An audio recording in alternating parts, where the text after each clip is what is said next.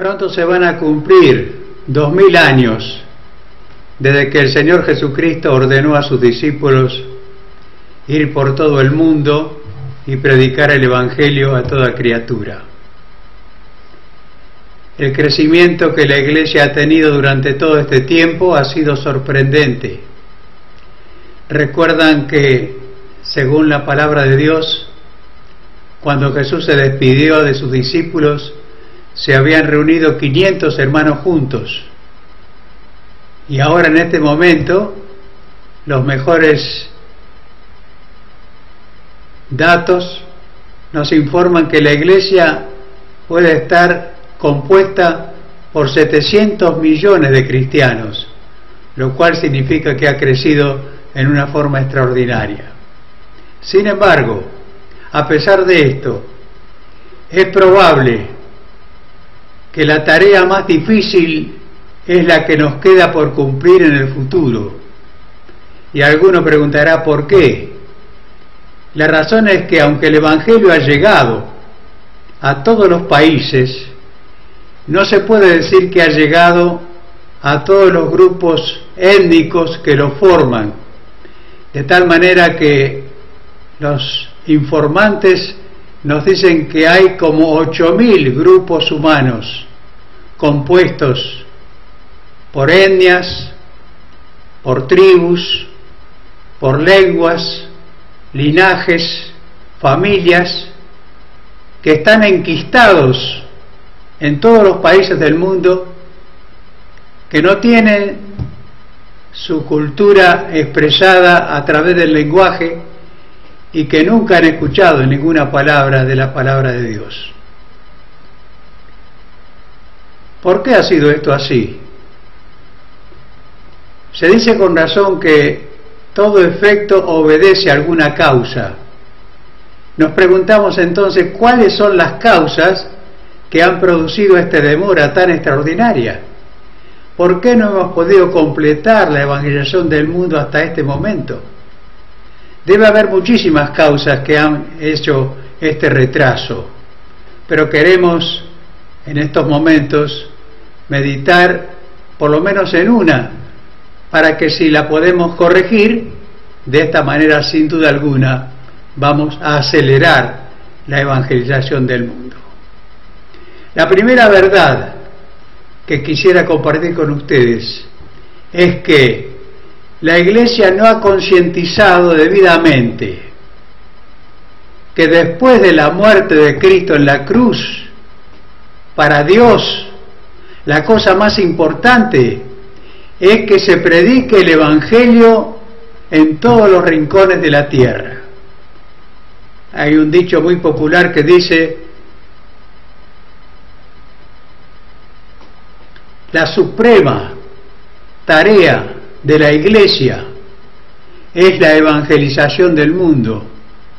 Y esta expresión sintetiza realmente lo que sin duda es la voluntad de Dios para este siglo, para esta época, para esta hora. La suprema tarea de la Iglesia es la evangelización del mundo. Alguno preguntará, ¿se puede probar esto de alguna manera? Seguramente se puede probar de muchas formas. La lectura de la Biblia ya nos dice del amor de Dios por toda la humanidad. El hecho de que Jesucristo haya dejado su trono y haya venido a la tierra, haya vivido entre nosotros y haya muerto y resucitado para salvarnos, es un argumento tremendo acerca de la prioridad de la salvación de las almas. Se podría probar por argumentos teológicos, por doctrinas de la Biblia, por mandamientos, por parábolas.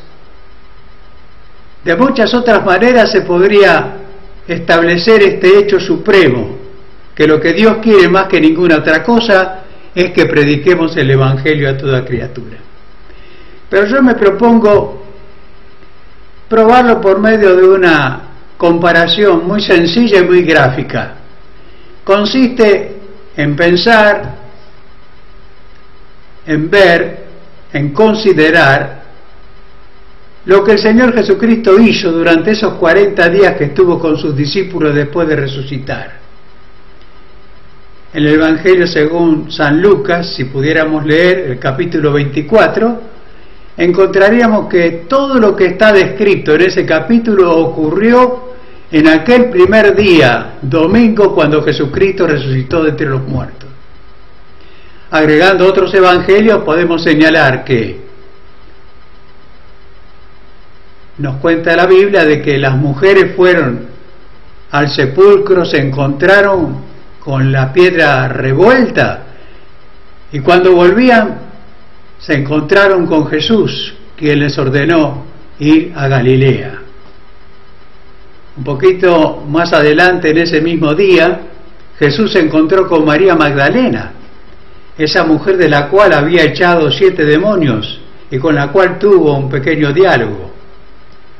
Me imagino que un rato más tarde se unió a un grupo de discípulos que iba hacia Emaús y los encontró bastante tristes, bastante bajoneados, comentando negativamente lo que había pasado, creyendo que todo este asunto del reino de Dios estaba completamente desvirtuado porque no se podía saber dónde estaba Cristo. El sepulcro estaba vacío, pero Cristo no aparecía.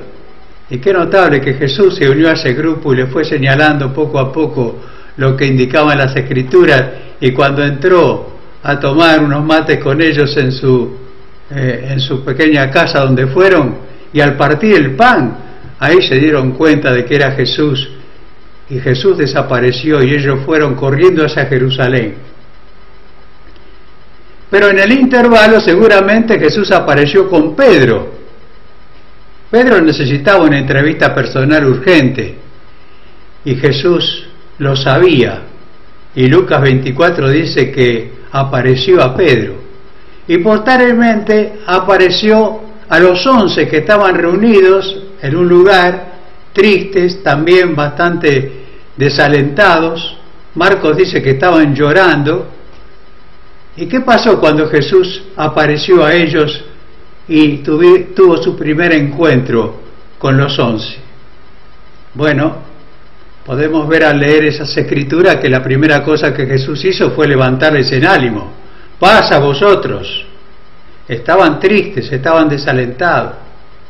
Algunos dudaban, ¿será Jesús? ¿Será un espíritu? Entonces Él les mostró las manos y los pies.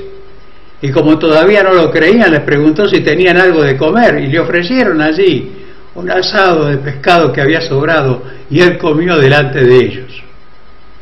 Y después de haber hecho esta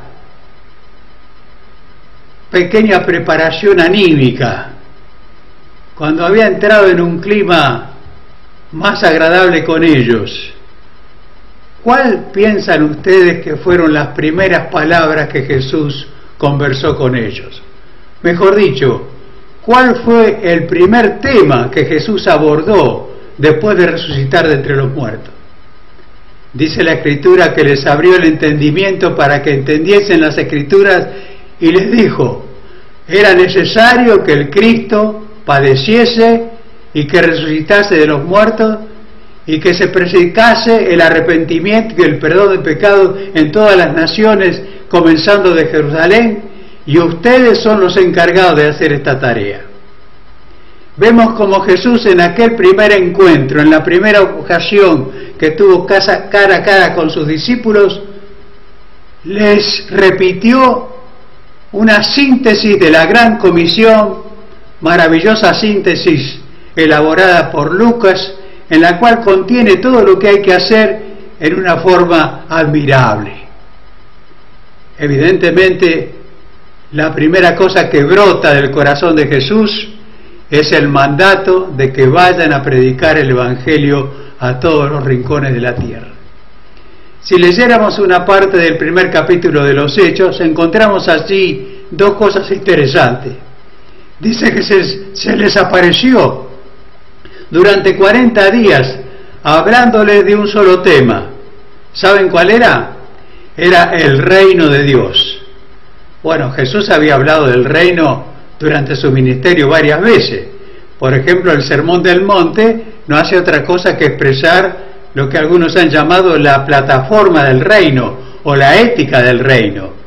Si leemos también el Evangelio de Mateo, vamos a encontrar que casi todas las parábolas comienzan con la expresión: el reino de los cielos es semejante a, y algunos dicen que allí están encerrados los secretos o los misterios del reino.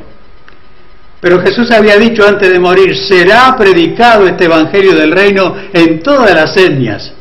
Indudablemente Jesús se está refiriendo al hecho de que, así como habían predicado el reino en Judea y Samaria y Jerusalén, ahora había que llevarlo a todos los rincones del planeta, y eso era lo más cuidadoso, lo más importante que ellos tenían que asimilar en sus mentes y en sus corazones.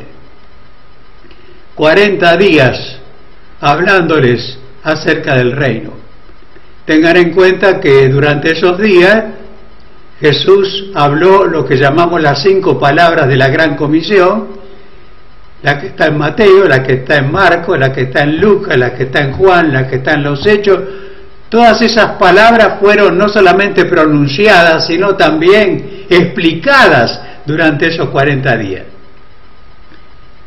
Y también en ese primer capítulo de los Hechos encontramos ese incidente cuando los discípulos le preguntan a Jesús: Señor, ¿vas a establecer el reino en este momento, en este tiempo?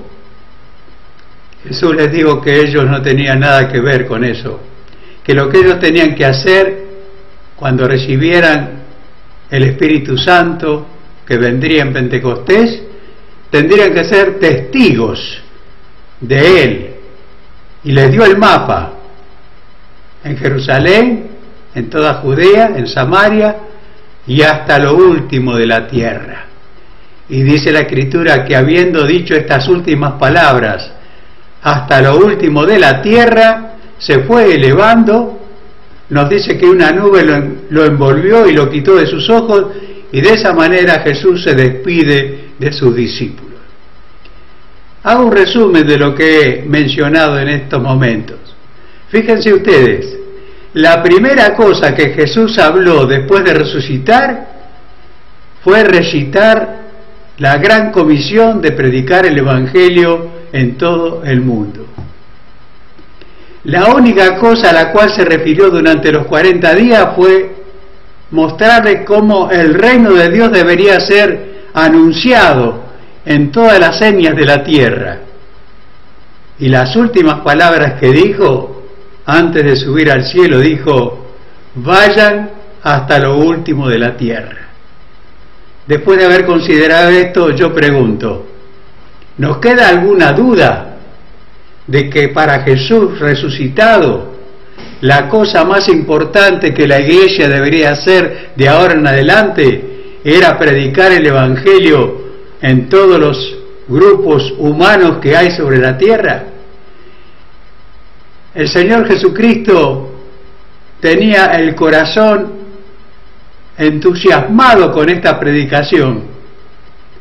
Y como dice la Biblia que de la abundancia del corazón habla la boca, lo primero que Él dijo al resucitar es reiterar, explicar, enfatizar el hecho que después de su muerte la cosa más importante para Dios el Padre, la cosa más importante para Dios el Hijo, la cosa más importante para el Espíritu Santo es que sus discípulos, la iglesia que se estaba formando, llevaran el mensaje de salvación a todos los seres humanos.